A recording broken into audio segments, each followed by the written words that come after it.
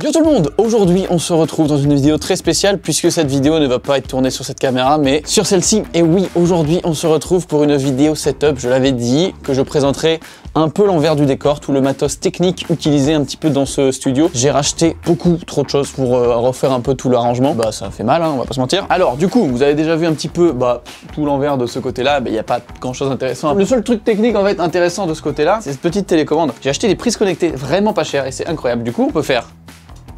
Là ça s'éteint, là ça s'éteint, et là ça s'éteint, puis là on ne voit plus. Attends, je reviens.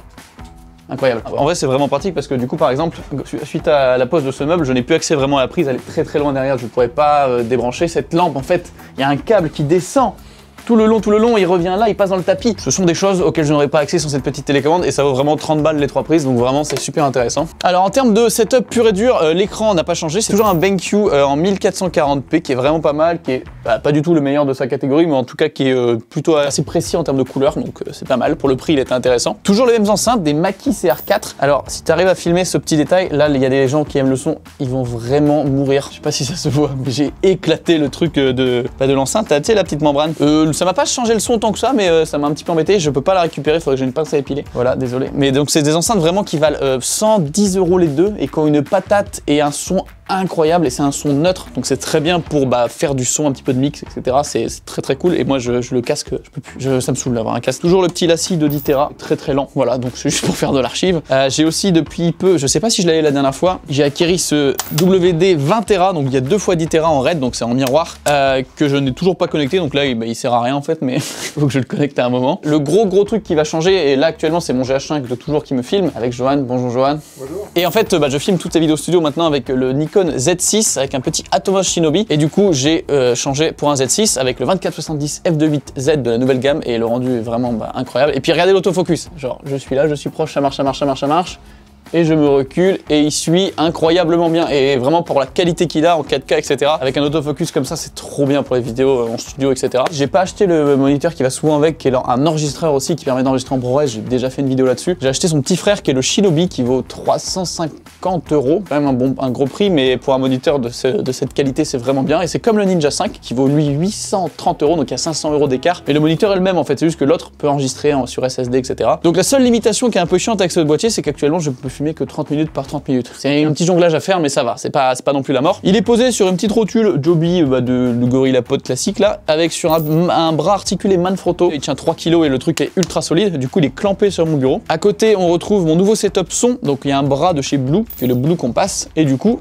je peux faire le youtubeur. Eh oh, salut YouTube, ouais. C'est très agréable à utiliser, et ça donne vraiment un petit sentiment un petit peu radio. Dessus, on a le nom de cette attache apparaît maintenant, mais c'est un truc pour en suspension. Rode PSMR, pourquoi je retiens des références aussi inutiles? Je crois que c'est ça, avec un petit cache, on va enlever. Et dessous, on a un Rode NT1 qui est incroyable en termes de qualité, c'est trop bien, vraiment. Je l'utilise pas en son là, c'est un petit micro-cravache, mais le son est vraiment ouf, et j'ai pas tant besoin de le mettre collé à ma bouche, vraiment il peut être un peu plus loin, et c'est vraiment agréable. Le petit câble, il arrive sur un Zoom H5, donc c'est ça que j'utilise maintenant, que j'ai un petit peu accroché là en attendant, parce que je vais principalement l'utiliser en intérieur. C'est très cool parce que du coup le son est beaucoup mieux, c'est en XLR et tout. Avant j'avais un petit Zoom H1 qui est le bébé, c'était un peu moins bien, là vraiment je vais jusqu'au bout, et c'est un son qui est quand même vachement propre, et le rendu pour l'instant me plaît beaucoup. Le PC n'a pas changé, il est toujours là en tant que c'est ma tour, j'ai pas de tour en fait, c'est un PC, c'est le Dell XPS 15 avec la config quasiment la plus haute, enfin pas de c'est pas celui de cette année, c'est celui de l'année d'avant, mais qui est très cool. Voilà, toujours les petits SSD, la Samsung T5, incroyable. Qu'est-ce que je n'ai pas dit? La souris, c'est la souris la plus connue, là, je sais plus le nom. Je vous avoue que je l'ai. Je ne me sers absolument pas des 6 boutons qui sont présents.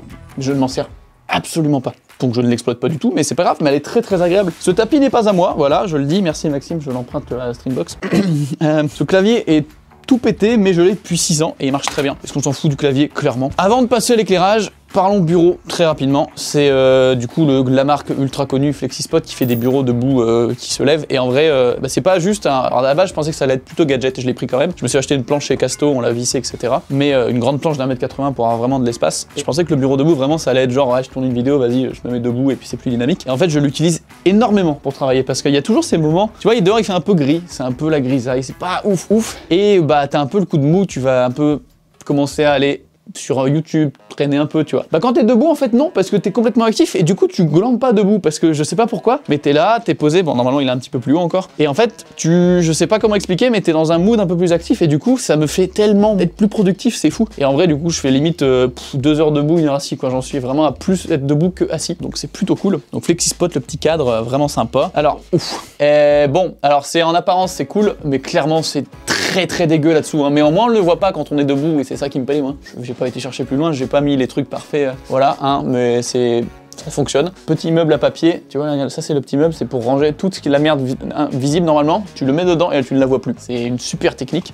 Autre que ce bureau en termes de petits supports, je viens de penser que j'ai un petit bras derrière pour le moniteur qui est assez sympa, du coup qui permet vraiment de... Voilà, des petits moves sympathiques que j'ai acheté en occasion, parce que oui, j'ai acheté un peu de matériel bureautique d'occasion et ça coûte moins cher tout simplement, et puis c'est des trucs tellement solides qu'en fait ils peuvent être de dixième main, ils sont toujours là quoi. Alors attends, toi viens là, attends. T'as encore un abonné qui est rentré, va-t'en. Moi je fais les danses Fortnite, j'adore faire les danses Fortnite. Voilà, tu vois, moi je suis là, c'est ça le problème, c'est que moi je suis devant la porte et il y a des guignols qui passent toute la journée. C'est quoi le meilleur jeu, c'est Fortnite, c'est quoi le meilleur jeu, c'est Fortnite, c'est quoi le meilleur... Excusez-nous. Ah, oui, l'éclairage, c'est bien ça l'éclairage. Très important, ça c'est une grosse lampe, sa mère. Genre, c'est pas une lampe du tout. C'est quoi le nom, putain, je sais même plus le nom. En gros, c'est un Godox SL60W. Je savais avant de le lire sur le nom, hein, je vous jure. Et en fait, c'est une torche LED, il me semble. Du coup, c'est un faisceau qui est extrêmement concentré, mais en fait, il rebondit 70 millions de fois à l'intérieur de cette softbox octogonale. Du coup, il y a plein de côtés, du coup, ça rebondit beaucoup. Et la lumière est tout à fait diffuse. Non, elle est vraiment ultra diffuse et ça fait vraiment un effet incroyable. En plus, j'ai cette petite, ça s'appelle un nid d'abeille, c'est vraiment un nom de merde, hein, on va pas se mentir, qui est devant en fait et qui va éviter que ça s'éparpille partout sur le fond et qui va vraiment plus focus la lumière sur moi. Et le rendu est incroyable, vraiment, c'est trop bien. Et ça vaut tout ce que je dis, tout est en description quasiment. Et ça vaut pas très cher. Genre vraiment, la lampe sans le pied, mais la lampe plus le diffuseur, c'est quand même une lampe qualité, ça vaut 200 €. C'est un prix, mais pour la qualité que ça donne, vraiment c'est incroyable. Des pieds là, j'en ai pris des Neewer, c'est la marque un peu Shintok la plus connue, sauf que pour 10 € de plus que ceux les plus basiques, vous avez des trucs ultra solides qui montent à 2,50 m. Je sais pas pourquoi, il y a 10 € de différence et ils sont incroyables. Donc ça, très cool. Autre détail, j'ai oublié de le dire tout à l'heure, super ça. Petite mousse acoustique, hein, parce que en gros, un gros problème d'acoustique dans ce studio, c'est que il y avait une vitre en face de moi, donc déjà l'écho sur une vitre... pas ouf. Du coup, mousse derrière, parce que de toute façon, je me suis dit, on va sacrifier une fenêtre. Et quand je tourne, bon là, je l'ai pas fait, mais en gros, j'ai des rideaux que j'ai mis uniquement pour le son. Mais vraiment, c'est pas des rideaux acoustiques, parce que ça coûte beaucoup trop cher, j'ai pas les moyens d'acheter ça. C'est juste des rideaux basiques que je tire, et comme ça cache les vitres, et ça évite qu'il y ait un sale écho sur les vitres. Et autre chose que je ferme quand je tourne, ça, tu vois, quand je tourne, c'est fermé, parce que sinon, il y a un écho. Tu sais pourquoi? Parce que c'est très grand, il y a plein de choses dedans. Je fais des transitions si incroyables. Bam! Bon, normalement, il y a des trous, là. Il y a un GH5 et un Z6, là, mais... si se démarque de qui le veut, je le vends. Sérieusement. Voilà, plein d'objectifs. Le petit coinçon, on a pas mal de choses. Les petits kits Sennheiser, les petits kits de Rode, bon, que j'utilise là, du coup. Un petit Rode NTG 4+, plein de sons. Un petit H1, qui est vraiment à l'abandon, quoi, clairement, parce que depuis que j'ai le grand frère, ou que le petit, il se fait plus trop utiliser. Le coin batterie, le coin drone, le coin... trop de trucs. La pochette à câble, important d'avoir une pochette à câble, tu mets toute ta merde, tu la fermes, tu la vois plus. Petit coin technique, si on descend encore, on a un petit coin lumière et accessoires lumière, avec des petites lumières très pas chères et qui sont ouf, RGB, tout ça que je veux présenter en vidéo parce que ça vaut vraiment le coup. Des pochettes, je ne sais même, en fait j'ai tellement ramené de bordel ici et mis ça là-dedans que je ne sais des fois plus que c'est. Là par exemple, toutes ces pochettes, je ne sais pas ce qu'il y a dedans, mais je vais le découvrir. Mon petit sac valise, et puis de la merde, vraiment le fond c'est comme ça je le vois moins, et c'est pas mal. Maintenant, du coup, comme ça fait un écho, au-dessus, on a des caisses de Ronin, on a le Moza Aircross 2, mon gimbal de choix maintenant pour le Z6 parce qu'il est beaucoup plus léger, Le Ronin S, qui est cool mais qui est beaucoup trop lourd. Et là, autre petit setup éclairage, en gros, ça vient me... Quand je suis là en fait, ça vient me taper un petit peu, me mettre juste une petite lumière pour compenser avec la grosse lumière qui vient d'un côté, donc j'ai vraiment la grosse lumière de ce côté-là. Et du coup, elle est reliée avec une fausse prise, c'est une fausse batterie qui est reliée à une prise, du coup elle tient toujours. Et il y a un autre panneau Neewer pas très cher de 600 LED qui éclaire un peu le fond, parce que le souci que j'avais, c'est que moi je m'éclairais beaucoup, et en fait mon fond il est déjà sombre, et il n'y a pas tant de lumière. Des fois je mets même un petit panneau LED genre derrière le bouquin, pour par exemple le ressortir un petit peu, donner un petit peu plus de volume. Et voilà un petit peu le setup éclairage. En fait il est pas si complexe, je laisse les lumières du studio autre allumé, tu vois. C'est juste que j'ai une grosse source sur moi pour vraiment m'éclairer plus, comme ça le reste est un petit peu sous-ex. J'ai tendance à essayer de tourner plus de jour, comme ça il y a un peu de lumière du jour, je laisse un peu ouvert un volet et c'est plutôt cool. Mais là avec les deux petites là-haut, et c'est raccordé, j'ai pas dit, à une multiprise là-bas, bah, elle est cachée, hein. En vrai, j'appuie là et ça éteint les lumières là-haut. Il me reste une chose, le coffre secret. Alors, ah non, il y a un autre secret. Là, ça c'est le coin des chargeurs. Derrière, on le voit pas là, mais il y a tous les petits chargeurs qui sont cachés et ça ne se voit pas, ça c'est fou. Et puis là, le coffre, là c'est...